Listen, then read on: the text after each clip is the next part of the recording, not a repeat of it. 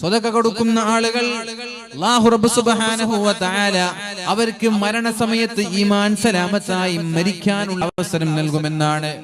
സ്വതക്ക നൽകുന്ന ആളുകൾ, നന്നായി ദാനധർമ്മം ചെയ്യുന്ന ആളുകൾ ഈമാൻ സലാമത്തായി പുഞ്ചിരിയോടെ മരിക്കാൻ സാധിക്കുമെന്നാണ്. അപ്പോൾ മരണസമയത്ത് പ്രയാസം വരുമ്പോൾ അവർ ചിന്തിക്കും, ഞാൻ സ്വതക്ക കൊടുത്തിരുന്നെങ്കിലെന്ന്. അപ്പോഴാണ് അല്ലാഹുവിനോട് പറയുന്നത്, അല്ലാഹുവേ എനിക്കൊരൽപ്പം സമയം തരൂ, ഞാൻ സ്വതക്ക കൊടുക്കട്ടെ. എന്തിന്? മരണവേദന ഇല്ലാതിരിക്കാൻ, മരണത്തിന്റെ സമയത്ത് ഈമാൻ സലാമത്തായി മരിക്കാൻ വേണ്ടി അല്ലാഹുവേ എനിക്കൊരൽപ്പം സമയം തരൂ എന്ന് പറയുമെന്നാണ്. പക്ഷേ ആ സമയത്ത് അല്ലാഹു ഒരാൾക്കും അവധി നൽകൂല, ഒരാൾക്കും സമയം നൽകൂല. ആ സമയത്ത് അല്ലാഹു കൊണ്ടുപോകും. അതുകൊണ്ട് ആ സമയത്തേക്ക് കാത്തിരിക്കാതെ അല്ലാഹു നൽകിയ സമ്പാദ്യങ്ങൾ ദീനിയായ മേഖലകളിൽ നമ്മൾ സഹായിക്കുക, ചെലവഴിക്കുക. അല്ലാഹു നമ്മൾക്ക് തൗഫീഖ് നൽകി അനുഗ്രഹിക്കട്ടെ. പിന്നെ നബി തങ്ങൾ പറഞ്ഞു, ഹദീസുകളിൽ കാണാം, അല്ലാഹുമാരോ മാതാപിതാക്കളോ മക്കളോ നാട്ടുകാരോ ആരും അറിയാത്ത വലിയ വലിയ തെറ്റുകളൊക്കെ നമ്മളിൽ നിന്ന് വന്നിട്ടുണ്ടാകും. അതിന്റെ പേരിൽ അല്ലാഹു നമ്മോട് കോപിക്കാനും സാധ്യതയുണ്ട്. പക്ഷേ ആ കോപം, നമ്മുടെ പഴയകാല തിന്മകളൊക്കെ അല്ലാഹു മായ്ച്ചു കളഞ്ഞ് അല്ലാഹുവിന്റെ കോപം എടുത്തു കളയാനുള്ള എളുപ്പവഴി രഹസ്യമായ ഒരുപാട് സ്വതക്കകൾ ചെയ്യുക എന്നുള്ളതാണ്. അല്ലാഹു നമ്മൾക്ക് തൗഫീഖ് ചെയ്യട്ടെ. മഹാനായ അബ്ദുല്ലാഹി ഇബ്നു സലാം തങ്ങൾ പറഞ്ഞു, യാ അയ്യുഹന്നാസ്, ഓ ജനങ്ങളെ, അഫ്ശുസ്സലാം, നിങ്ങൾ സലാമിനെ വ്യാപിപ്പിക്കണം, സലാം പറയണം, അസ്സലാമു അലൈക്കും എന്ന് പറയണം, കാണുന്നവരോടൊക്കെ സലാം പറയണം. അവിടെ സംഘടന ഒന്നും നോക്കണ്ട, സലാം പറയാൻ. ഏത് സംഘടന, ഏത് പാർട്ടിക്കാരന് അയാൾക്ക് സലാം ഒന്നുമില്ല, അങ്ങനൊന്നുമില്ല. മുസ്ലിമീങ്ങളായ ആളുകളോട് സലാം പറയണം. അഫ്ശുസ്സലാം, അവർ മടക്കുമോ ഇല്ലയോ അത് നിങ്ങൾ നോക്കേണ്ട. അസ്സലാമു അലൈക്കും എന്ന് പറയും. ആണുങ്ങൾ ആണുങ്ങളോട്, പെണ്ണുങ്ങൾ പെണ്ണുങ്ങളോട് സലാം പറയും. യാ അയ്യുഹന്നാസ്, ഓ ജനങ്ങളെ, സലാം പറയുക. അത് സ്നേഹം വർദ്ധിക്കാൻ കാരണമാകും, നിങ്ങൾക്കിടയിൽ അസൂയ ഇല്ലാതിരിക്കാൻ കാരണമാകും, നിങ്ങൾക്കിടയിൽ പിണക്കമില്ലാതിരിക്കാൻ കാരണമാകും, ഭാര്യയുടെയും മക്കളുടെയും ഇടയിൽ സ്നേഹമുണ്ടാവാൻ, ഭാര്യയുടെയും ഭർത്താവിന്റെയും ഇടയിൽ, മാതാപിതാക്കളുടെയും മക്കളുടെയും ഇടയിൽ, ചങ്ങാതിമാർക്കിടയിൽ, ഉസ്താദിന്റെയും ശിഷ്യന്മാരുടെയും ഇടയിൽ സ്നേഹം വർദ്ധിക്കാനുള്ള ഒരു വഴി ഞാൻ നിങ്ങൾക്ക് പറഞ്ഞു തരട്ടെയോ? പറഞ്ഞു തരൂ നബിയെ, പറഞ്ഞു തരൂ. അപ്പോഴാണ് അല്ലാഹുവിന്റെ ഹബീബ് പറഞ്ഞത്, അഫ്ശുസ്സലാം, നിങ്ങൾ സലാം പറഞ്ഞാൽ നിങ്ങൾക്കിടയിൽ സ്നേഹം വർദ്ധിക്കുമെന്നാണ്. അതുകൊണ്ട് ഒന്നാമതായി അഫ്ശുസ്സലാം, നിങ്ങൾ സലാം പറയണം. ഭക്ഷണം നൽകണം. ഭക്ഷണം നൽകണം. ആർക്കാണ് ഭക്ഷണം നൽകേണ്ടത്? ഒന്നുകിൽ നമ്മുടെ വീട്ടിൽ നല്ല സൽക്കാരങ്ങൾ ഉണ്ടാക്കി, നല്ല ഭക്ഷണങ്ങൾ ഉണ്ടാക്കി നാട്ടുകാരെ വിളിക്കാം, അയൽവാസികളെ വിളിക്കാം, കുടുംബക്കാരെ വിളിക്കാം, നമ്മളുമായി ബന്ധമുള്ള ആളുകളെ വിളിക്കാം, അങ്ങനെ ഭക്ഷണം നൽകണം. അല്ലെങ്കിൽ വീട്ടിൽ നല്ല ഭക്ഷണങ്ങൾ പാചകം ചെയ്ത് അയൽവാസികളുടെ വീട്ടിലേക്ക് നമ്മൾക്ക് എത്തിച്ചു കൊടുക്കാം. നമ്മുടെ നാട്ടിലൊക്കെ പട്ടിണി പാവങ്ങളുണ്ട് എന്നറിഞ്ഞാൽ അവരോട് നേരത്തെ പറഞ്ഞവർക്കുള്ള ഉച്ചഭക്ഷണം, അവർക്കുള്ള രാത്രി ഭക്ഷണം നമ്മൾക്ക് കൊടുക്കാം. അങ്ങനെയൊക്കെ ഭക്ഷണം നമ്മൾ കൊടുക്കാം. നാട്ടിലൊക്കെ പ്രയാസപ്പെടുന്ന യാചകന്മാര് കടന്നു വരുമ്പോ, അല്ലെങ്കിൽ കുടുംബത്തിലുള്ള കഷ്ടപ്പെടുന്ന പ്രയാസപ്പെടുന്ന വീട്ടുകാരുണ്ട് എന്നറിഞ്ഞാൽ അവർക്ക് നിങ്ങൾ ഭക്ഷണം നൽകണം. വസിലുൽ അർഹാം, കുടുംബബന്ധം ചേർക്കണം. കുടുംബക്കാരോട് പിണങ്ങി നിൽക്കാൻ പാടില്ല. വസ്വല്ലൂ ബില്ലൈലി വന്നാസു നിയാം, ആളുകളെല്ലാം ഉറങ്ങിക്കിടക്കുന്ന സമയമുണ്ട്. ആ സമയമാണ് തഹജ്ജുദിന്റെ സമയം.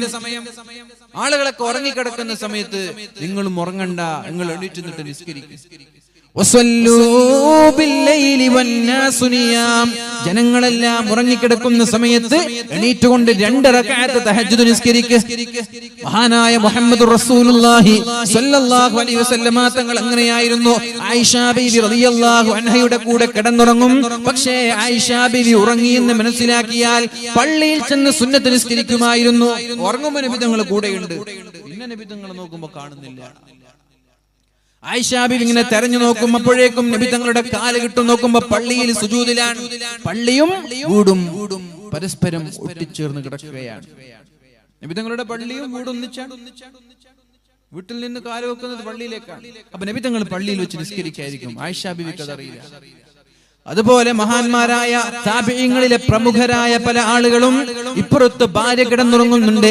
20 വർഷക്കാലം ഭാര്യയുടെ കൂടെ കിടന്നുറങ്ങിയിട്ട് ഭാര്യ ഉറങ്ങാൻ തുടങ്ങുമ്പോൾ അള്ളാഹുവിനെ പേടിച്ച് കരയാൻ തുടങ്ങും. കരഞ്ഞ് കരഞ്ഞ് കരഞ്ഞ് തലയണ അവിടുത്തെ വിരിപ്പെല്ലാം നനഞ്ഞാലും ഭാര്യയ്ക്ക് അറിയുമായിരുന്നില്ല, അള്ളാഹുവിനെ പേടിച്ച് കരയുമായിരുന്നു. രാത്രിയായാൽ ഭാര്യ ഉറങ്ങിക്കിടന്നു എന്ന് ഉറപ്പായാൽ എണീറ്റ് നിന്ന് തഹജ്ജുദ് നിസ്കരിക്കുന്ന എത്രയോ ആളുകൾ ഉണ്ടായിരുന്നു. ഭാര്യ പോലും അറിയാത്ത, മക്കള് പോലും അറിയാത്ത, ചങ്ങാതിമാരറിയാത്ത, നമ്മളും നമ്മുടെ റബ്ബും മാത്രം ബന്ധമുള്ള ഒരുപാട് അമലുകൾ നമ്മൾക്കുണ്ടാവണം. അതിൽ സുന്നത്ത് നിസ്കാരങ്ങൾ വേണം, അതിൽ സ്വതക്കകൾ വേണം, അതിൽ ഖുർആനോത്ത് വേണം, അതിൽ ദിക്റുകൾ വേണം, സ്വലാത്ത് വേണം. ഒരാളും അറിയാത്ത നന്മകൾ നാമും നമ്മുടെ റബ്ബും മാത്രം അറിഞ്ഞാൽ മതി. വേറെ ഒരാളെയും അറിയിക്കാതെ വേറെ ഒരാളുടെ മുമ്പിലും ചെയ്യാത്ത രഹസ്യമായ നന്മകൾ ഒരുപാട് നമ്മളിൽ ഉണ്ടാവണം. നമ്മളിൽ ഒരുപാട് രഹസ്യമായ നന്മകൾ ഉണ്ടാവണം. അപ്പൊ എന്ത് ചെയ്യണം? രാത്രി എണീറ്റിട്ട് തഹജ്ജുദ് നിസ്കരിക്കുക. രാത്രി ഉറങ്ങാതെ നിസ്കരിച്ച് നിസ്കരിച്ച് നിസ്കരിച്ച് സുബഹിയാകുമ്പോൾ ഭാര്യയുടെ കൂടെ കിടന്നുറങ്ങുന്ന ആളുകളുണ്ട്. ഇപ്പൊ ഭാര്യയുടെ കൂടെ കിടന്നുറങ്ങിയിട്ടുണ്ടാവും. എന്നിട്ട് രാത്രിയായി ഭാര്യ ഉറങ്ങിയ വേഗം എണീറ്റ് നിസ്കരിക്കും. എന്നിട്ട് സുബഹിയുടെ സമയമാകുമ്പോ ഭാര്യ എണീക്കുന്നറിയുമ്പോ പതുക്കെ വന്നിട്ട് ഭാര്യയുടെ കൂടെ കിടന്നുറങ്ങും. എന്തിന്? ഭാര്യ എന്റെ നിസ്കാരം അറിയാൻ പാടില്ല, അള്ളാഹു മാത്രം അറിഞ്ഞാൽ മതി. ഇങ്ങനെയൊക്കെ നമ്മൾ ചെയ്യോ? നമ്മളെങ്ങനെ തഹജ്ജുദ് നിസ്കരിക്കുന്നുണ്ടെങ്കിൽ അത് വീട്ടുകാരും അയൽവാസികളും നാട്ടുകാരും ഒത്ത് അറിയിക്കുന്നുണ്ട്. നമ്മൾക്ക് ഇങ്ങനെ വല്ല അമലുണ്ടോ? 1000 രൂപ 2000 രൂപ നമ്മൾ കൊടുക്കുന്നുണ്ടെങ്കിൽ നാട്ടുകാരെ മൊത്തം അറിയിക്കും. രഹസ്യമായിട്ട് നമ്മൾ കൊടുക്കുന്നുണ്ടോ? കവറിൽ ഇപ്പോ 100 രൂപ ഇട്ടാൽ ആരും അറിയില്ല, അതുകൊണ്ട് 100 രൂപ മതി എന്ന് വിചാരിച്ചിട്ട് കവറിലിടുന്ന ആളുകളില്ലേ? എന്നാൽ നേരെ മറിച്ച് ഇങ്ങനെയുള്ള ആളുകളുണ്ട്, ഈ കവറിലിട്ട് അത് രഹസ്യമായ സ്വതക്കയാണ്, ഇവർ 5000 രൂപ കവറിലിട്ട് കൊടുക്കുക, ആരും കാണണ്ട, ഞാനെന്റെ റബ്ബ് അറിഞ്ഞാൽ മതി. അങ്ങനെയുള്ള ഒരുപാട് അമലുകൾ നമ്മളിൽ ഉണ്ടാവണം. മഹാനായ അബ്ദുല്ലാഹിബ്നു സലാം തങ്ങൾ പറയാണ്, യാ അയ്യുഹന്നാസ്, ജനങ്ങളെ, സ്വർഗ്ഗത്തിലേക്ക് വളരെ എളുപ്പത്തിൽ കയറാനുള്ള 4 കാര്യം ഞാൻ പറഞ്ഞു തരട്ടെയോ? സ്വർഗ്ഗത്തിലേക്ക് വളരെ എളുപ്പത്തിൽ കയറാനുള്ള, സ്വർഗ്ഗത്തിലേക്ക് വളരെ എളുപ്പത്തിൽ പ്രവേശിക്കാനുള്ള 4 കാര്യങ്ങൾ ഞാൻ പറഞ്ഞു തരട്ടെയോ? അതിലൊന്ന് നന്നായി സലാം പറയുക. 2 പാവങ്ങളായ ആളുകൾക്ക് നിങ്ങൾ ഭക്ഷണം നൽകണം. പാവങ്ങളായാലും അല്ലേലും, കുടുംബക്കാരായാലും നാട്ടുകാരായാലും അയൽവാസികളായാലും ഇടയ്ക്കിടെ അവർക്ക് ഭക്ഷണം നൽകുന്നത്, ഭക്ഷണം കഴിപ്പിക്കുന്നത് സ്വർഗ്ഗത്തിലേക്കുള്ള എളുപ്പവഴിയാണ്. കുടുംബബന്ധം നന്നായി ചേർക്കണം, കുടുംബക്കാരോട് പിണങ്ങി നിൽക്കാതിരിക്കുക. 4-മത്തേത് ജനങ്ങളെല്ലാം ഉറങ്ങിക്കിടക്കുന്ന സമയത്ത് അള്ളാഹുവിന് വേണ്ടി തഹജ്ജുദ് നിസ്കരിക്കുക. ഈ 4 കാര്യങ്ങൾ ചെയ്താൽ തദ്ഖുലുൽ ജന്നത ബിസലാം, വളരെ സന്തോഷത്തോടെ വളരെ റാഹത്തോടെ സ്വർഗ്ഗത്തിലേക്ക് കടന്നു പോകാമെന്ന് മഹാനായ മുഹമ്മദുർ റസൂലുള്ളാഹ്. ഏതൊക്കെ? ഒന്ന് പറഞ്ഞോളൂ. ഗൾഫിൽ പ്രയാസം വരുമ്പോ വിഷമം എന്താ? തിന്നാൻ പറ്റൂല എന്നുള്ള പേടിയാണ്. ഇവിടെ ലോകത്തെല്ലാരും അധ്വാനിക്കുന്നതും കഷ്ടപ്പെടുന്നതൊക്കെ തിന്നാൻ വേണ്ടിയിട്ടാണ്. തിന്നാനും മനുഷ്യന് വേണ്ടെങ്കിൽ ആരും ഇവിടെ കഷ്ടപ്പെടുന്നില്ല. തിന്നാൻ വേണ്ടെങ്കിൽ എന്തിനാ കഷ്ടപ്പെടുന്നത്? ജീവിച്ചു പോയാ പോരെ. 2-മത്തേത് ഭക്ഷണം നൽകൽ, 3-മത്തേത് കുടുംബബന്ധം ചേർക്കൽ, 4-മത്തേത് തഹജ്ജുദ് നിസ്കരിക്കൽ. ഈ 4 കാര്യം ചെയ്താൽ തദ്ഖുലുൽ ജന്നത ബിസലാം, വളരെ എളുപ്പത്തിൽ സ്വർഗ്ഗത്തിലേക്ക് കടക്കാമെന്ന് മുഹമ്മദുർ റസൂലുള്ളാഹ് സ്വല്ലല്ലാഹു അലൈഹി വസല്ലം. അല്ലാഹു റബ്ബ് സുബ്ഹാനഹു വ തആല സ്വർഗ്ഗം നൽകി അനുഗ്രഹിക്കട്ടെ. മഹാനായ അബൂ ഹുറൈറ തങ്ങൾ പറയുന്നുണ്ട്, ജനങ്ങളിൽ മിസ്കീന്മാരെ സ്നേഹിച്ചിരുന്നത് മഹാനായ ജഅഫർ ഇബ്നു അബീ ത്വാലിബ് റളിയല്ലാഹു അൻഹു ആണ്. മിസ്കീന്മാരെ സ്നേഹിച്ചിരുന്നത് ജഅഫർ തങ്ങളാണെന്ന്. ഇൻഷാ അല്ലാഹ് നിങ്ങളുടെ അടുത്തേക്കൊക്കെ ബക്കറ്റ് വരും. അങ്ങനെ ബക്കറ്റ് വരുമ്പോ നല്ലൊരു സംഖ്യ ഇട്ടിട്ട് എല്ലാവരും സഹായിക്കും. ഓക്കെ, എല്ലാവരും ഉണ്ടാവൂലേ? ഇതൊരു വളരെ ജാരിയായ സ്വതക്കയാണ്, ആരും കാണാത്തൊരു സ്വതക്കയാണ്. ഈ സ്വതക്ക നിങ്ങൾ എന്ത് ചെയ്യുക? നല്ലൊരു സംഖ്യ ഇട്ട് കൊടുക്കുക. ഒരു മിനിമം 500 ഇട്ട് കൊടുക്കല്ല. പോക്കറ്റിൽ ഉള്ളതിൽ നിന്ന് ഏറ്റവും നല്ല നോട്ട്. 500 കൊണ്ടുവരാത്ത ആളിന്റെ അടുത്ത് ഇല്ലല്ലോ എന്ന് വിചാരിക്കണ്ട. നിങ്ങളെ പോക്കറ്റിൽ കൈയിട്ടിട്ട് ഉള്ളതിൽ നിന്ന് ഏറ്റവും നല്ലൊരു നോട്ട് ഇട്ടിട്ട് കൊടുക്കുക. അള്ളാഹു തൗഫീഖ് ചെയ്യട്ടെ. പെണ്ണുങ്ങൾ അങ്ങനെ തന്നെ. നിന്നെ കവർ തന്നിട്ടുണ്ടാവും, കവർ തന്ന ആളുകൾ കവർ ഏൽപ്പിക്കുക. മഹാനായ അബൂ ഹുറൈറ തങ്ങൾ പറയുന്നുണ്ട്, ജനങ്ങളിൽ മിസ്കീന്മാരെ സ്നേഹിച്ചിരുന്നത് മഹാനായ ജഅഫർ ഇബ്നു അബീ ത്വാലിബ് തങ്ങളാണ്. കുന്തു ഇദാ സഅൽതുഹു അൻ മസ്അല, ജഅഫർ ഇബ്നു അബീ ത്വാലിബ് തങ്ങളോട് വല്ല മസ്അലയും ഞാൻ ചോദിച്ചാൽ, എന്തെങ്കിലും സംശയം ചോദിച്ചാൽ, ശ്രദ്ധിക്കണേ, ജഅഫർ ഇബ്നു അബീ ത്വാലിബ് തങ്ങളോട് ഞാൻ വല്ല മസ്അലയും ചോദിച്ചാൽ, എന്തെങ്കിലും ഒരു ചോദ്യം ചോദിച്ചാൽ എന്നോട് അപ്പൊ ഉത്തരം ഒന്നും പറയില്ല. ആ ചോദ്യത്തിന്റെ ഉത്തരം ആ സമയത്ത് എനിക്ക് തരാറില്ല. പിന്നെയോ എന്റെ കയ്യും പിടിച്ച് വീട്ടിലേക്ക് പോകും.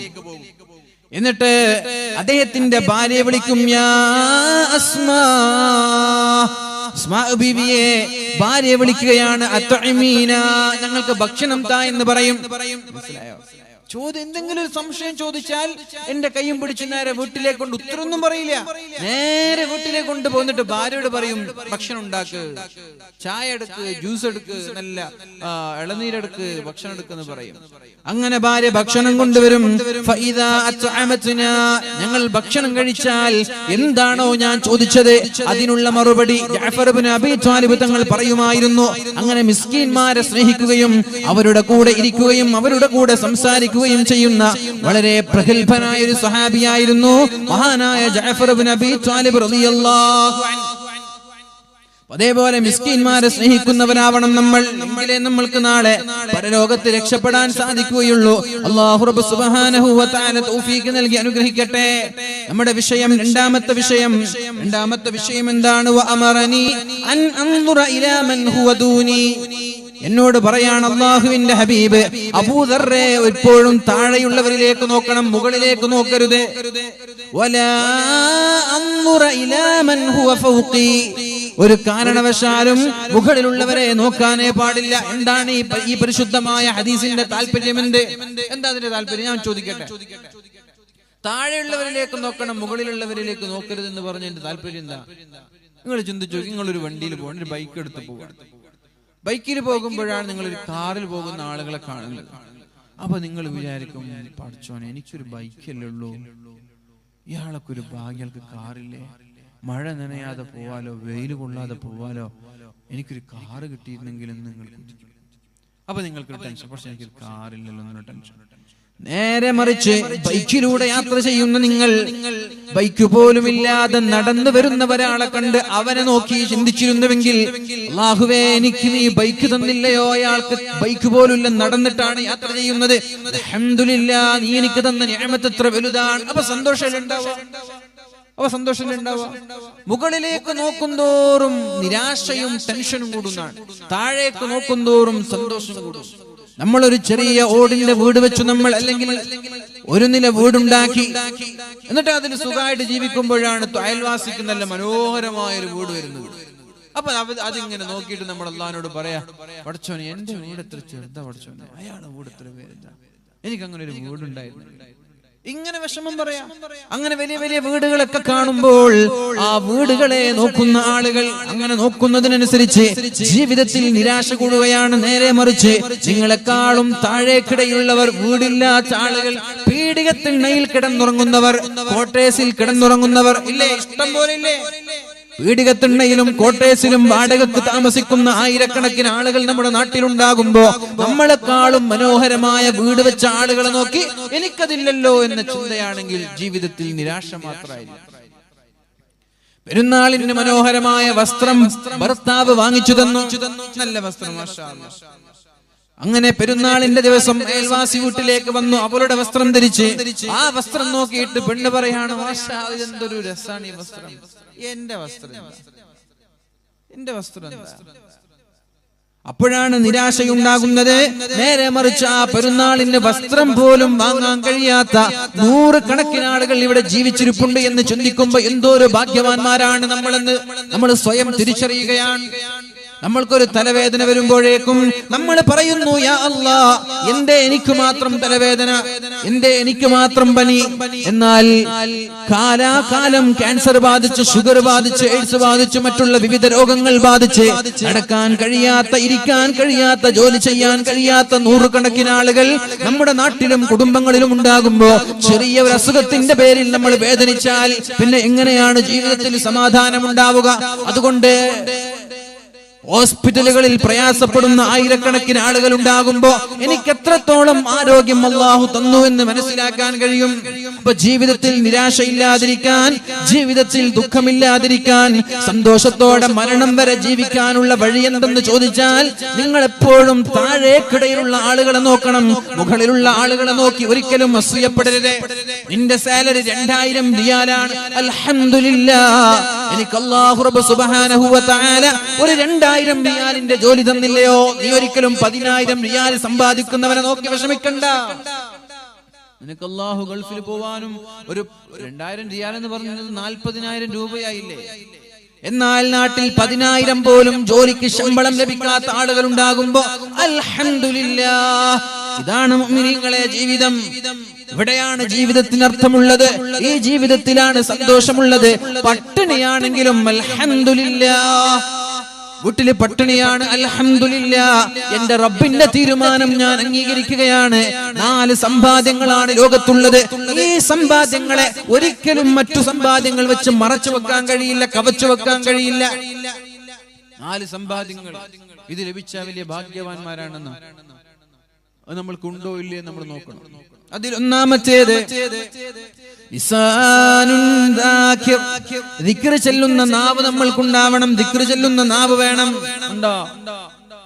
വെറുതെ മിണ്ടാതിരിക്കുന്ന സമയങ്ങളിലൊക്കെ അസ്തഗ്ഫിറുല്ലാഹ്, അസ്തഗ്ഫിറുല്ലാഹ്, അസ്തഗ്ഫിറുല്ലാഹ്, അല്ലെങ്കിൽ ലാ ഇലാഹ ഇല്ലല്ലാഹ് എന്നിങ്ങനെയുള്ള ദിക്ർ ചൊല്ലിക്കൊണ്ടിരിക്കുന്ന നാവ്, ഖുർആൻ ഓതിക്കൊണ്ടിരിക്കുന്ന നാവ്, അല്ലാഹുവിന്റെ ദിക്റിൽ മുഴുകിയ ഒരു നാവ് നമ്മൾക്കുണ്ടെങ്കിൽ വലിയ ഭാഗ്യവാന്മാരാണ് നമ്മൾ. അതിനു പകരം ഇങ്ങനെ ഗീബത്തും ഫസാദും നമീമത്തും കുറ്റവും കുറവും പറയാ, ആ നാവ് കട്ടകാലാണ്. രണ്ടാമത്തെ കാര്യം വഖൽബുൻ ഷാകിർ, ശുക്ർ ചെയ്യുന്ന ഹൃദയം ഉണ്ടാവണം. അല്ലാഹു നിങ്ങൾക്ക് നൽകുന്ന വരുമാനം മാസത്തിൽ 10000 ആണ്, അൽഹംദുലില്ലാഹ്. ഇതില്ലാത്ത ആളുകളില്ലയോ? വഖൽബുൻ ഷാകിർ, അല്ലാഹു തന്ന ആരോഗ്യം, അല്ലാഹു തന്ന സമ്പാദ്യം, അല്ലാഹു തന്ന ജോലി, അല്ലാഹു തന്ന വീട്, ഇതിനെല്ലാം അല്ലാഹുവിനെ സ്തുതിക്കാനുള്ള മനസ്സുണ്ടായാൽ അയാൾ വലിയ ഭാഗ്യവാനാണ്. വബദനുൻ അലൽ ബലാഇ സാബിറുൻ, ക്ഷമിക്കാൻ കഴിയുന്ന ഒരു ശരീരം ഉണ്ടാവണം. പരീക്ഷണങ്ങൾ ഉണ്ടായാൽ, രോഗങ്ങൾ ഉണ്ടായാൽ, കടങ്ങൾ ഉണ്ടായാൽ, ഏത് പ്രയാസമുള്ള പ്രതിസന്ധിയുള്ള ഘട്ടങ്ങളിലും അല്ലാഹുവിന് വേണ്ടി ക്ഷമിക്കാൻ പറ്റുന്ന ശരീരം ഉണ്ടായാൽ അയാളും വലിയ ഭാഗ്യവാനാണ്. നാലാമത്തെ കാര്യം വസൗജതുൻ തുഈനു അഹദകും അലാ ദീനി, ദീനിയായ കാര്യങ്ങളിൽ ഭർത്താവിനെ സഹായിക്കുന്ന ഭാര്യ. ഭർത്താവിനെ പ്രയാസപ്പെടുത്തുന്ന ഭാര്യയല്ല, പരാതിയും പരിഭവങ്ങളുമായി ഭർത്താവിനെ വീട്ടിലേക്ക് കയറാൻ അനുവദിക്കാത്ത ഭാര്യയല്ല. എന്താ നിങ്ങളൊക്കെ കഥ? നിങ്ങളെ പോലെ തന്നെയല്ല അയാൾ കാണുന്നില്ല സമ്പാദിക്കുന്നത്, അധ്വാനിക്കുന്നതൊക്കെ. നിങ്ങൾ ഇങ്ങനെ രാവിലെ പോവും, 500 രൂപ ഇങ്ങോട്ട് വരും, അങ്ങനെയൊക്കെ പറഞ്ഞ് ഭാര്യമാർ ഭർത്താക്കന്മാരെ നന്നായി ദ്രോഹിക്കുന്നുണ്ട്. വീട് വെക്കാത്തതിന്റെ പേരിൽ ഭർത്താക്കന്മാരെ പ്രയാസപ്പെടുത്തുന്ന ഭാര്യമാരുണ്ട്. വസ്ത്രം വാങ്ങിച്ചു കൊടുക്കാത്തതിന്റെ പേരിൽ ഭർത്താവിന്റെ വരുമാനവും ഭർത്താവിന്റെ ജോലിയുടെ സാമ്പത്തികാവസ്ഥ പോലും തിരിച്ചറിയാതെ പ്രയാസപ്പെടുത്തുന്ന ഭാര്യമാരുണ്ട്. അവരല്ല ദീനിയായ കാര്യങ്ങളിൽ ഭർത്താവിനെ സഹായിക്കുന്ന ഭാര്യ. കുഴപ്പമില്ല, അല്ലാഹു ഇതെല്ലാം നമ്മൾക്ക് വിധിച്ചത്, ക്ഷമിക്കണം, അൽഹംദുലില്ലാഹ്. അങ്ങനെ ഭർത്താവിനെ എപ്പോഴും സമാധാനത്തിന്റെ സന്ദേശം നൽകി ക്ഷമിക്കാൻ പറഞ്ഞ് ഭർത്താവിന്റെ പ്രയാസങ്ങളിൽ കൂടെ നിന്ന് രാവിലെ എണീപ്പിച്ച് തഹജ്ജുദ് നിസ്കരിപ്പിച്ച് നിസ്കാരത്തിന്റെ കാര്യത്തിൽ ഗൗരവമായി ശ്രദ്ധയോടെ ഭർത്താവിനെ നിസ്കരിപ്പിക്കുകയും ദീനിയായ മേഖലകളിൽ മുന്നോട്ട് നയിക്കുകയും ചെയ്യുന്ന ഭാര്യയെ കിട്ടിയാൽ അൽഹംദുലില്ലാഹ്, അവിടെയാണ് നമ്മൾ വിജയിക്കുന്നത്. അതാണ് നമ്മൾക്കുണ്ടാവേണ്ടത്. രണ്ടാമത്തെ കാര്യം എന്റെ ഹബീബനോട് പറഞ്ഞത്, ഒരു കാരണവശാലും മുകളിലുള്ളവരിലേക്ക് നോക്കാൻ പാടില്ല, താഴെയുള്ളവരിലേക്ക് മാത്രം നോക്കണം. അപ്പൊ ജീവിതത്തിൽ സമാധാനമുണ്ടാവും. അല്ലാഹു തൗഫീഖ് ചെയ്യട്ടെ.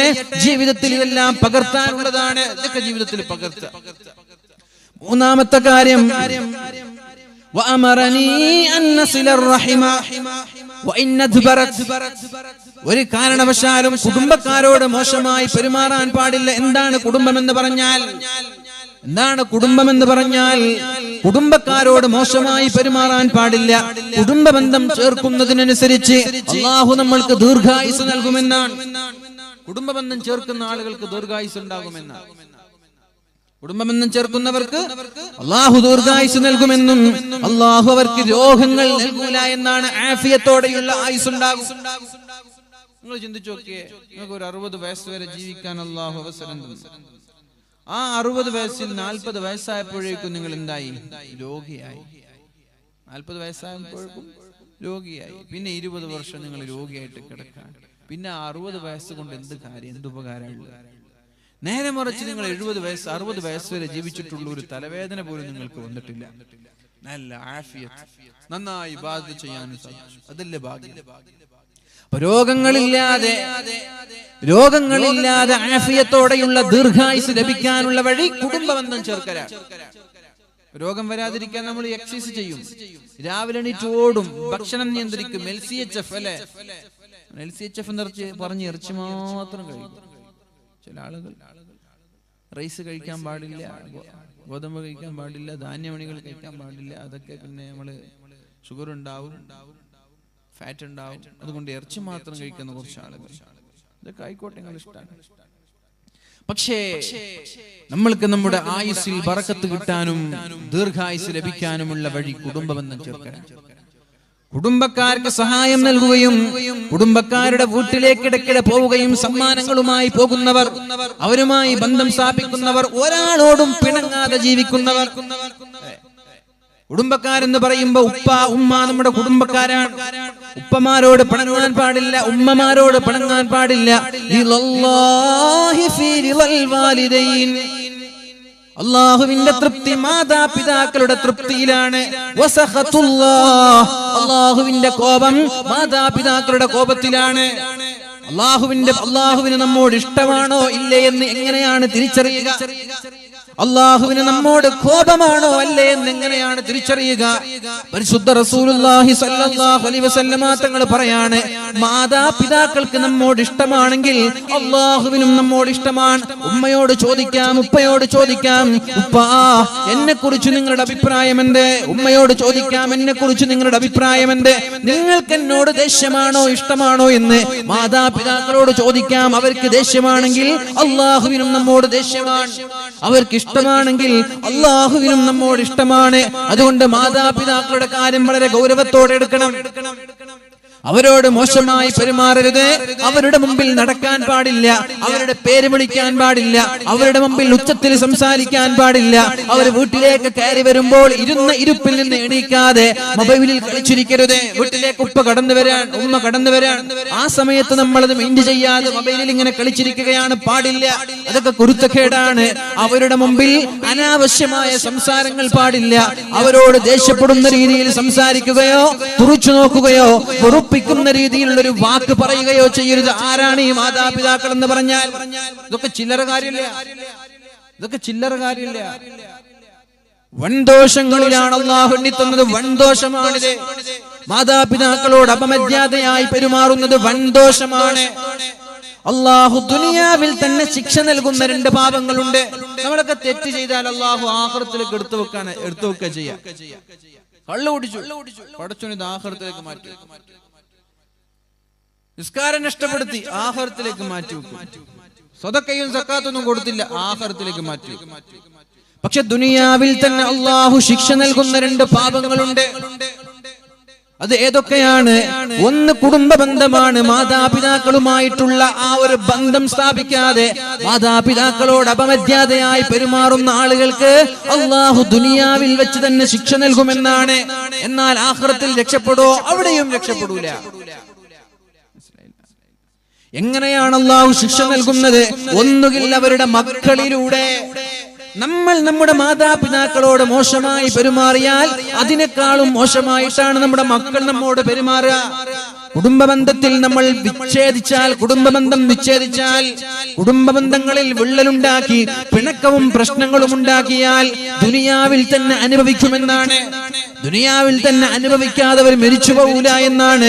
അതുകൊണ്ട് കുടുംബബന്ധത്തിന്റെ കാര്യം, മാതാപിതാക്കളുടെ കാര്യം വളരെ ഗൗരവത്തോടെ, വളരെ ശ്രദ്ധയോടെ നമ്മൾ ശ്രദ്ധിക്കേണ്ടതുണ്ട്. ദുനിയാവിലും ആഖിറത്തിലും അള്ളാഹു ശിക്ഷ നൽകുന്ന തെറ്റാണത്. 2ാമത്തെ തെറ്റ് വ്യഭിചാരമാണ്. വ്യഭിചരിച്ചു പോയ ആളുകൾക്ക് അല്ലാഹു ദുനിയാവിലും ആഖിറത്തിലും ശിക്ഷ നൽകുമെന്നാണ്. അതാണ് വ്യഭിചരിച്ച ആളുകൾക്ക് അല്ലാഹു എയ്ഡ്സ് നൽകുന്നത്. അത് മാത്രമല്ല, വ്യഭിചാരികളായ ആളുകൾക്ക് ജീവിതത്തിൽ സമാധാനം കിട്ടൂല എന്നാണ്. മരണം വരെ ടെൻഷനായിരിക്കും. ജീവിതത്തിൽ ഒരു തവണ വ്യഭിചരിച്ചാൽ, കുറെ തവണയൊന്നും വേണ്ട, ഒരു തവണ വ്യഭിചരിച്ചാൽ ആ വ്യഭിചാരത്തിന്റെ പേരിൽ തൗബ ചെയ്ത് മക്കത്ത് പോയി ഉംറ ചെയ്ത് ഹജ്ജ് ചെയ്ത് അല്ലാഹുവിനോട് പശ്ചാത്തപിച്ച് മടങ്ങിയാലും ആ ഒരു വ്യഭിചാരത്തിന്റെ പേരിൽ മരണം വരെ അയാൾ ദുഃഖിച്ചുകൊണ്ടേയിരിക്കുമെന്നും മരണം വരെ അതിന്റെ പേരിൽ അയാൾക്ക് മാനസികമായ പ്രശ്നങ്ങൾ ഉണ്ടാകുമെന്നും മഹാന്മാര് പഠിപ്പിക്കുന്നുണ്ട്. രണ്ട് തെറ്റുകളാണ് അല്ലാഹു ദുനിയാവിലും ആഖിറത്തിലും ശിക്ഷ നൽകുന്നത്. ഒന്ന്, മാതാപിതാക്കളോട് അപമര്യാദയായി പെരുമാറുന്നത്. രണ്ട്, വ്യഭിചാരമാണ്. ഈ രണ്ട് കാര്യങ്ങൾ വളരെ ഗൗരവത്തോടെ നമ്മൾ പേടിച്ചിരിക്കേണ്ട വിഷയമാണ്. അല്ലാഹു നമ്മെ കാക്കുമാറാവട്ടെ. അല്ലാഹു നമ്മെ കാക്കുമാറാവട്ടെ. അപ്പൊ മാതാപിതാക്കളുമായുള്ള ബന്ധം ശരിയാക്കണം. അതേപോലെ മക്കളുമായിട്ടുള്ള ബന്ധം അതും ശ്രദ്ധിക്കാനുണ്ട്. മക്കളുമായുള്ള ബന്ധം അതും നമ്മൾക്ക് ശ്രദ്ധിക്കാനുണ്ട്. അല്ലാഹു തആല ആദ്യമായി മാതാപിതാക്കളോടാണ് ചോദിക്കുന്നത് മക്കളെ കുറിച്ച്. അവർക്ക് കൊടുക്കേണ്ട ബാധ്യതകൾ നിങ്ങൾ കൊടുത്തിട്ടുണ്ടോ എന്ന്. ആദ്യം മക്കളെ വിളിച്ചിട്ട് ചോദിക്കല്ല നിങ്ങൾ മാതാപിതാക്കളെ ബഹുമാനിച്ചിട്ടുണ്ടോ എന്നല്ല ചോദിക്കുക. ആദ്യം വിളിക്കുന്നത് ഉപ്പയെയും ഉമ്മയുമാണ്. നിങ്ങളെ മക്കൾക്ക് പഠിപ്പിക്കേണ്ടതൊക്കെ പഠിപ്പിച്ചിട്ടുണ്ടോ എന്ന് ചോദിക്കും. അങ്ങാടകരെവിടെ? അങ്ങാടകരില്ലേ? ആ തേനൊക്കെ വേഗം കൊടുത്തോളി. ഇന്നലെ തേന് വാങ്ങാത്ത ആളുകൾ ആരാണല്ലേ? ആ തേന് പെണ്ണുങ്ങൾക്ക് ആണുങ്ങൾക്കൊക്കെ മുഴുവനും കൊടുത്തോളൂ. ഒരു 313 രൂപ വെച്ച് ഞാൻ 501 വിചാരിച്ചാണ്. സംഘാടകർ പറഞ്ഞൊരു 313 മതി. അപ്പൊ ഒരു 313 രൂപ വെച്ച് 500 കഴിയുന്നാൽ 500 തന്നെ കൊടുത്തോളൂ. 313 നോക്കണ്ട. 500 കഴിയുന്ന ആളുകൾ 500 കൊടുത്തോളൂ. പെണ്ണുങ്ങളായാലും ആണുങ്ങളായാലും ഇതൊക്കെ അല്ലാഹുവിന് വേണ്ടിയിട്ടുള്ള സദഖയാണെന്ന് മനസ്സിലാക്കണം. അങ്ങനെ എല്ലാവർക്കും ഒന്ന് കൊടുങ്ങൾ. ഇങ്ങനെ നടന്നിട്ടേ ഇന്നലെ വാങ്ങാത്ത ആളുകൾക്ക് കൊടുത്തോളൂ. ഇന്നലെ വാങ്ങിയ ആളുകൾക്കും ആണെങ്കിൽ അത്തിപ്പറ്റ ഉസ്താദ് എന്തൊരു ചോദ്യത്തിനാണ്. അത്തിപ്പറ്റ ഉസ്താദിനെ ഞാൻ നിങ്ങൾക്ക് പരിചയപ്പെടുത്തി തരേണ്ട ആവശ്യമില്ല. ജീവിച്ചിരിക്കുന്ന വലിയൊരു സുഫി വര്യനാണ് അദ്ദേഹം. നമ്മുടെ കേരളക്കരയും ലോകം മുഴുവൻ അംഗീകരിക്കുന്ന വലിയൊരു സുഫി വര്യൻ. അള്ളാഹു അദ്ദേഹത്തിന് ആഫിയത്തും ഇസ്സത്തും പ്രദാനം ചെയ്യട്ടെ. അദ്ദേഹം എന്തൊരു ചോദ്യത്തിനാണ്. അതുകൊണ്ട് എന്ത് ചെയ്യുക, എല്ലാവരും വാങ്ങിച്ചിട്ട് ഒരു 313 രൂപ അല്ലെങ്കിൽ ഒരു 500 രൂപ. അതാണ് ഏറ്റവും എളുപ്പം. 313 ആകുമ്പോൾ ഇതൊക്കെ എണ്ണി കൊടുക്കണ്ടേ. 300 എടുക്കണം, പിന്നെ 10 എടുക്കണം, പിന്നെ 3 എടുക്കണം. റിസ്ക് അല്ലേ? ഒരു 500 രൂപയ്ക്ക് വാങ്ങിച്ചോണ്ടിതല്ലേ. പെണ്ണുങ്ങളാണുങ്ങളൊക്കെ 500 രൂപയ്ക്ക് വാങ്ങിച്ചു. അള്ളാഹു തൗഫീഖ് ചെയ്യട്ടെ. അള്ളാഹു ശിഫ നൽകട്ടെ. അതുകൊണ്ട് പോയിട്ട് ഒരു 11 ഫാത്തിഹ ഓതി അതിലൂത, ഒരു 11 ഫാത്തിഹ ഓതി അതിലൂത, എന്നിട്ട് കുടിക്കുക. അള്ളാഹു എല്ലാ രോഗങ്ങൾക്കും ശിഫ നൽകും ഇൻഷാ അല്ലാഹ്. ആത്മാർത്ഥമായിട്ട് ഒരു ഊതൊക്കെ ചെയ്ത് ആത്മാർത്ഥമായിട്ട് ഒരു 11 ഫാത്തിഹ ഓതിയിട്ട് ഊത, എന്നിട്ട് കുടിക്കുക. അള്ളാഹു ശിഫ നൽകട്ടെ. അള്ളാഹു ശിഫ നൽകട്ടെ. അള്ളാഹു ശിഫ നൽകട്ടെ. അപ്പൊ മാതാപിതാക്കളോട് അള്ളാഹു ആദ്യം മക്കളെ കുറിച്ച് ചോദിക്കുന്നതാണ്. ആദ്യം ചോദിക്കൽ മക്കളോടല്ല. എന്തെങ്കിലും ഉപ്പാനെ ബഹുമാനിക്കാത്തത് നല്ല ചോദിക്കുക. എന്തേ നിങ്ങൾ നിങ്ങളുടെ മക്കൾക്ക് എന്താ പഠിപ്പിച്ചത്? മക്കൾക്കുള്ള കടമകൾ നിങ്ങൾ നിർവഹിച്ചിട്ടുണ്ടോ എന്നാണ് ആദ്യം മാതാപിതാക്കളോട് ചോദിക്കുന്നത്. അവർക്ക് ദീൻ പഠിപ്പിച്ചിട്ടുണ്ടോ? മക്കളോടുള്ള കടമകൾ എന്താണ്? അദ്ദിബു ഔലാദകും അലാ തലാത്ത് ഖിസ്വാൽ. മക്കളോടുള്ള കടമകൾ 3 എണ്ണമാണ്. അതിലൊന്ന് ഹുബ്ബി നബിയിക്കും, നബി തങ്ങളെ സ്നേഹിക്കാൻ മക്കൾക്ക് പഠിപ്പിച്ചു കൊടുക്കണം. 2, അഹ്ലു ബൈത്തിനെ, സയ്യിദന്മാരെ, തങ്ങന്മാരെ ബഹുമാനിക്കാൻ പഠിപ്പിക്കണം. 3, പരിശുദ്ധമായ ഖുർആൻ ഓതാനും നമ്മുടെ മക്കൾക്ക് പഠിപ്പിക്കണം. ഇതാണ് അദബ് എന്ന് പറയുന്നത്. മക്കൾക്കുള്ള അദബിൽ ഒന്നാമത്തേത് നബി തങ്ങളെ സ്നേഹിക്കാൻ പഠിപ്പിക്കണം. നിസ്കരിക്കാനൊന്നും പഠിപ്പിക്കണ്ട. നിങ്ങളൊരു 5 വയസ്സുള്ള കുട്ടികൾക്ക് നബി തങ്ങളെ പഠിപ്പിക്കും. നബി തങ്ങളെ പഠിപ്പിക്കുക. 5 വയസ്സുള്ള കുട്ടികൾക്ക് നബി തങ്ങളെ പഠിപ്പിക്കും. നബി തങ്ങൾ അവരെ മനസ്സിൽ കയറ്റട്ടെ. പിന്നെ നിങ്ങൾ നിസ്കരിക്കാനൊന്നും പഠിപ്പിക്കണം. അവർ സ്വയം നിസ്കരിച്ചോളൂ. എന്റെ ഹബീബ് കൊണ്ടുവന്ന നിസ്കാരം അതെങ്ങനെയെന്ന് അവർ സ്വയം പഠിക്കും. നബി തങ്ങൾ എങ്ങനെ നിസ്കരിച്ചു അതുപോലെ അവർ നിസ്കരിക്കും. അപ്പൊ അതുകൊണ്ട് നിസ്കരിക്കാനൊന്നല്ല, ഹുബ്ബി നബിയിക്കും, നബി തങ്ങളെ സ്നേഹിക്കാൻ ആദ്യം പഠിപ്പിക്കുക. ആ സ്നേഹം മതി. ജീവിതത്തിൽ തെറ്റു ചെയ്യാതെ ജീവിക്കാൻ അല്ലാഹുവിന്റെ ഹബീബിനെ സ്നേഹിക്കുന്ന ഒരാൾക്ക് എങ്ങനെയാണ് ജീവിതത്തിൽ തെറ്റു ചെയ്യാൻ കഴിയുന്നത്? കഴിയോ? നബി തങ്ങളെ ആത്മാർത്ഥമായിട്ട് സ്നേഹിക്കുന്ന ഒരാൾക്ക് തെറ്റു ചെയ്യാൻ കഴിയോ? ഇപ്പൊ നമ്മൾ ആത്മാർത്ഥമായി അകമഴിഞ്ഞ് സ്നേഹിക്കുന്ന ഒരാൾ നമ്മളോട് എന്തെങ്കിലും ഒരു കാര്യം പറഞ്ഞാൽ നമ്മളത് ഒഴിവാക്കോ, കേൾക്കാതിരിക്കോ? ഇപ്പൊ കല്യാണമൊന്നും കഴിഞ്ഞിട്ടില്ല എന്ന് വിചാരിക്കും. എൻഗേജ്മെന്റ് കഴിഞ്ഞ സമയമാണ്. എൻഗേജ്മെന്റ് കഴിയുമ്പോൾ പിന്നെ പെണ്ണുങ്ങളോട് അല്ലാത്ത സ്നേഹമായിരിക്കും. ആണ് അവർക്ക് തിരിച്ചിങ്ങോട്ടും. അപ്പൊ അവരിങ്ങനെ എൻഗേജ്മെന്റ് കഴിഞ്ഞ ഒരു പെണ്ണ് പറയാണ്, നിക്കാഹ് കഴിഞ്ഞെന്ന് വിചാരിച്ചു, എൻഗേജ്മെന്റ് കഴിഞ്ഞിട്ട് മുണ്ടാനൊന്നും പാടില്ലല്ലോ. അപ്പൊ നിക്കാഹ് കഴിഞ്ഞൊരു പെണ്ണ് ഇവനോട് പറയാണ്, എനിക്ക് അത് വാങ്ങിച്ചു തരണം, നിങ്ങൾ കറങ്ങാൻ പോയി, അപ്പൊ നിങ്ങൾ പെണ്ണ് പറയാണ് എനിക്കൊരു ഡയറി മിൽക്ക് വേണം, നിങ്ങൾ പെട്ടെന്ന് വാങ്ങിച്ചോളൂ. എന്നാ കല്യാണം കഴിഞ്ഞ് 5 മാസം കഴിഞ്ഞാൽ പിന്നെ നിങ്ങൾ ഡയറി കൊലക്കാന്ന് പറയും, ഡയറി മിൽക്ക്. അതിന്റെ ആ നല്ല സ്നേഹമുള്ള സമയമാണ് നിക്കാഹ് കഴിഞ്ഞുടനെ അല്ലെങ്കിൽ കല്യാണം കഴിഞ്ഞുടനെ. അപ്പൊ എന്ത് പറഞ്ഞാലും കേൾക്കും, എന്റെ സ്നേഹം നന്നായി മനസ്സിലാക്കും. പിന്നെ സ്നേഹമില്ല എന്നല്ല, പിന്നെ കല്യാണം കഴിഞ്ഞ് 5 മാസം കഴിഞ്ഞ് സ്നേഹം പോയി എന്നല്ല, സ്നേഹം ഉണ്ടാവും. പക്ഷെ നമ്മൾ സ്വന്തമായി എന്നിപ്പോ സ്വന്തം ആയിക്കൊണ്ട് വരുന്നുള്ളൂ. അതുകൊണ്ടാണ് അപ്പൊ അതിന്റെ അർത്ഥം ഇനി വാങ്ങിച്ചു കൊടുത്തില്ലെങ്കിൽ സ്നേഹമില്ല എന്നൊന്നുമല്ല പറഞ്ഞു വരുന്നത്. നമ്മൾക്ക് ആ സ്നേഹം, അതിന്റെ ആത്മാർത്ഥമായ സ്നേഹം നമ്മൾക്ക് ഉണ്ടാകുമ്പോൾ അവരെന്ത് പറഞ്ഞാലും നമ്മൾ കേൾക്കും. അവർക്ക് ഇഷ്ടപ്പെടുന്നത് നമ്മൾ ചെയ്യും. ആ സമയത്ത് പെണ്ണ് പറയുകയാണെങ്കിൽ സീസർ വലിക്കില്ല എന്ന് പറഞ്ഞാൽ വലിക്കൂല, അല്ലെ? പെണ്ണ് പറയുകയാണെങ്കിൽ സീസർ വലിക്കുന്നത് എനിക്ക് ഇഷ്ടമല്ല കേട്ടോ എന്നാൽ വലിക്കൂല, അറിയാതെ പോയിട്ട് രഹസ്യമായിട്ട് മുമ്പിൽ വലിക്കൂല. അപ്പൊ അതേപോലെ നബിത്തങ്ങളോടുള്ള സ്നേഹം നമ്മൾ കുത്തിവെക്കുക, നമ്മുടെ മക്കളിൽ കുത്തിവെക്കുക, ചെറുപ്പത്തിലേ കുത്തിവെക്കുക. ചെറുപ്പത്തിലെ മക്കൾ കേൾക്കേണ്ടത് നബിത്തങ്ങളെ കുറിച്ചും ദീനിനെ കുറിച്ചൊക്കെ ആയിക്കോട്ടെ. അങ്ങനെ അള്ളാഹുവിന്റെ ഹബീബിനെ മനസ്സിലാക്കാനും സ്നേഹിക്കാനും നമ്മുടെ മക്കൾ തുടങ്ങിയാൽ അവർ സ്വയം നിസ്കരിക്കാൻ തുടങ്ങും, സ്വയം ഖുർആൻ ഓതാൻ തുടങ്ങും. ഒന്നാമത്തെ അദബ് മക്കൾക്ക് നബിത്തങ്ങളോടുള്ള സ്നേഹം ഇട്ട് കൊടുക്കലാണ്. നന്നായി സ്നേഹിക്കട്ടെ. അപ്പൊ നബിത്തങ്ങളെ കുറിച്ചുള്ള ചരിത്രങ്ങൾ കേൾക്കും. ഉമ്മമാര് പറഞ്ഞു കൊടുക്കുക, നബിത്തങ്ങളുടെ ജീവിതത്തിലെ ചരിത്രങ്ങളൊക്കെ ചെറുപ്പത്തിലേ പറഞ്ഞു കൊടുക്കുക. അപ്പൊ അവർക്ക് കൂടുതൽ പഠിക്കാൻ ആഗ്രഹം വരുമ്പോൾ അവർ പുസ്തകം വാങ്ങിച്ചു വായിക്കും. യൂട്യൂബിലൂടെ നബിത്തങ്ങളെ കുറിച്ചുള്ള പഠനങ്ങൾ വേളകൾ അവർ കേൾക്കും. അങ്ങനെ നബിത്തങ്ങളുടെ ഒരു മുഹിബ്ബായി മാറും. അങ്ങനെ മുഹിബ്ബായി മാറിയാൽ പിന്നെ അവരുടെ ജീവിതം നബിത്തങ്ങളുടെ ജീവിതമായി മാറും. അവരുടെ ഡ്രസ് കോഡ്, അവരുടെ ജീവിത രീതി, അവരുടെ ഭക്ഷണം, അവരുടെ ഉറക്കെല്ലാം അല്ലാഹുവിന്റെ ഹബീബായി മാറും. അതുകൊണ്ട് ഉമ്മമാരുടെ മുമ്പിലുള്ള ഒന്നാമത്തെ കടമ അവർക്ക് നല്ല പേരിട്ട് കൊടുക്കണം. അതേപോലെ അവർക്ക് അല്ലാഹുവിന്റെ ഹബീബിനെ സ്നേഹിക്കാൻ പഠിപ്പിക്കണം, അഹ്ലുബൈത്തിനെ സ്നേഹിക്കാൻ പഠിപ്പിക്കണം. അതേപോലെ പരിശുദ്ധമായ ഖുർആനിൽ അവർക്ക് അവഗാഹം നൽകണം. ഖുർആൻ കൊണ്ട് അവരെ കൊണ്ട് ഓദിക്കണം, ഖുർആൻ അവരെ കൊണ്ട് പഠിപ്പിക്കണം. ഇതെല്ലാം മാതാപിതാക്കളുടെ കടമയാണ്. അല്ലാഹു നാളെ ആദ്യമായി നിങ്ങളോട് ചോദിക്കുന്നത് ഇതെല്ലാമാണ്. പിന്നെയോ 7 വയസ്സായാൽ നിസ്കാരത്തിന്റെ കാര്യം, 10 വയസ്സായാൽ നിസ്കരിച്ചില്ലെങ്കിൽ അടിക്കുന്നതിന്റെ കാര്യം, ഇതെല്ലാം വളരെ ശ്രദ്ധയോടെ കൃത്യമായി നമ്മുടെ മാതാപിതാക്കളിൽ നിന്നുണ്ടാവണം. പിന്നെയാണ് മാതാപിതാക്കളെ കുറിച്ച് മക്കളോട് ചോദിക്കുന്നത്. ഭാര്യയും ഭർത്താവും തമ്മിലുള്ള ബന്ധം, ഭർത്താവിനെ വെറുപ്പിക്കാത്ത ഒരു ഭാര്യ, ഭർത്താവിനെ വെറുപ്പിക്കാത്ത ഒരു ഭാര്യ, ആ ഭാര്യ മരിച്ചുപോയാൽ ദഖലത്തിൽ ജന്ന, ആ ഭാര്യ സ്വർഗ്ഗക്കാരിയാണ് എന്ന് മുഹമ്മദുർ റസൂലുള്ളാഹ്